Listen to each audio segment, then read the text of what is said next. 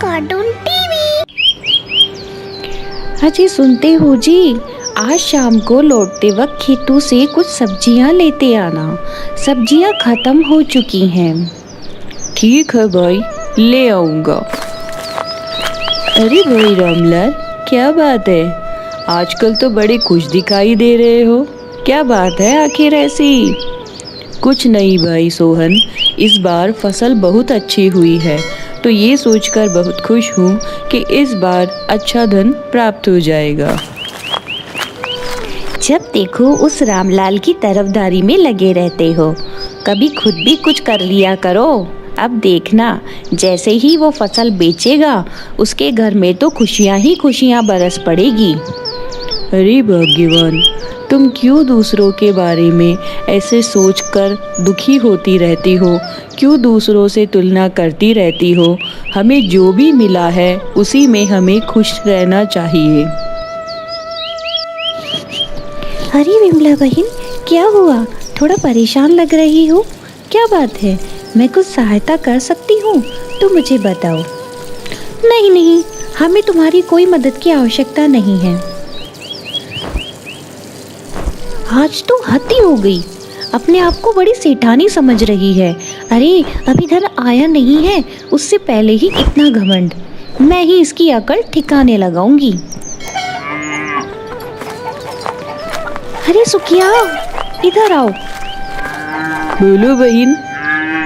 सुखिया, उस दिन जब मैंने तुम्हारे बच्चे की जान बचाई थी, तो तुमने मुझे कहा था कि मैं जो तुम्हें कहूँगी वो तुम करोगे। कब? मुझे तो कुछ याद नहीं। अरे मूर्ख, तेरे को इतनी सी भी बात याद नहीं? जब तुम्हारा बेटा उस बैलगाड़ी के नीचे आने वाला था तो मैंने ही उसके प्राण बचाए थे, वरना तुम्हारा बेटा सफा चट हो जाता। हो, याद आया। तब मैंने तुम्हें वचन दिया था।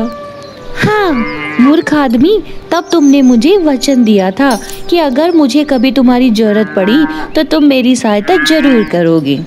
हो, क्यों नहीं, बताओ क्या काम करना है? तो सुनो, तुम्हें आज रात को नदी पार जो 2 खेत हैं, जिनमें से एक बड़ा खेत है और एक छोटा है, तो तुम्हें बड़े खेत की बाड़ को हटाना भी है और उसका फाटक भी खुला छोड़ देना है। लेकिन ये कौन सी सहायता हुई?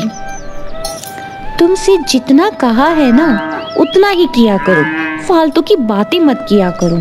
और ध्यान रखना, छोटे खेत को छूना भी मत, उसे बिल्कुल सुरक्षित रखना। और सुनो मूर्ख, भूल मत जाना, जैसे तुम ये सहायता वाली बात भूल गए थे, याद रखना, और न याद रहे ना तो दोहराते रहना। ठीक है। बड़े का फाटक खोलना, छोटे का नहीं। बड़े का फाटक खोलना, छोटे का नहीं। अरे सुखिया, इतनी रात को कहाँ जा रहे हो? कुछ जरूरी काम है। तुम्हें क्या मतलब? अच्छा जाओ, लेकिन ध्यान रखना, आज वहाँ पर रात में नील गायें घूम रही हैं, कहीं तुम्हारे को चपेटे में ना ले, वापस ही नहीं आओगे। बाप रे, अब क्या करूं? जल्दी से पहले जो दिखे उसका ही फाटक खोल देता हूँ और फटाफट भागकर आ जाऊंगा। इतने अंधेरे में कैसे दिखूं? बड़ा खेत, छोटा खेत, मैं तो पहला जो खेत दिख रहा है उसका ही फाटक खोल देता हूँ। पता नहीं ये कैसा काम है।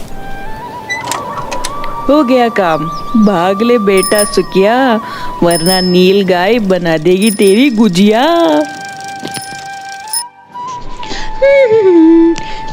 ला। चलो आराम से सो जाती हूँ।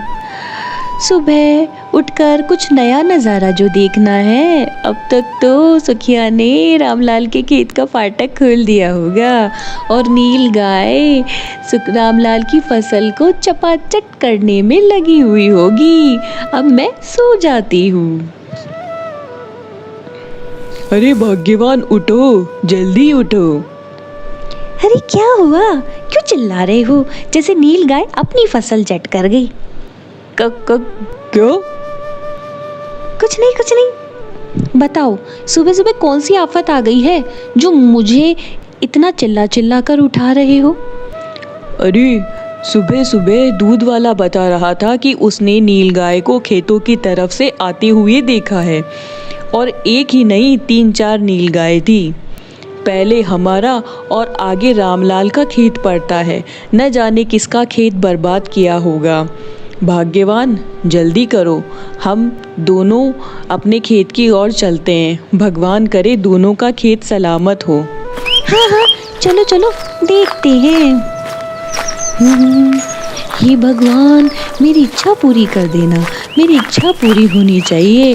और जैसे ही मैं वहाँ पहुँचूँ, मैं देखूँ कि रामलाल जोर जोर से चिल्ला रहा है और नीलगाय उसकी सारे खेत को सफाचट कर गई होगी। मैं तुम्हें भोग लगाऊंगी प्रभु, बस मेरी ये प्रार्थना कबूल कर लेना प्रभु। हे भगवान, ये क्या हो गया? नील गाय सारा खेत छट कर गई। अरे रे रे रे, ये क्या किया? हे प्रभु। अरे ये क्या हो गया? अरे सुखिया, तूने क्या कर दिया? ये तो बहुत ही खराब काम कर दिया। अरे भाई सोहन, ये कैसे हो गया? क्या बताऊँ रामलाल, नील गाय रात में सारा खेत चट कर गई। मैं बर्बाद हो गया। मेरा खेत तो पहले से ही बहुत छोटा था और ऊपर से ये सब हो गया। कोई बात नहीं सोहन, मैं हूँ ना, मेरी फसल अच्छी हुई है।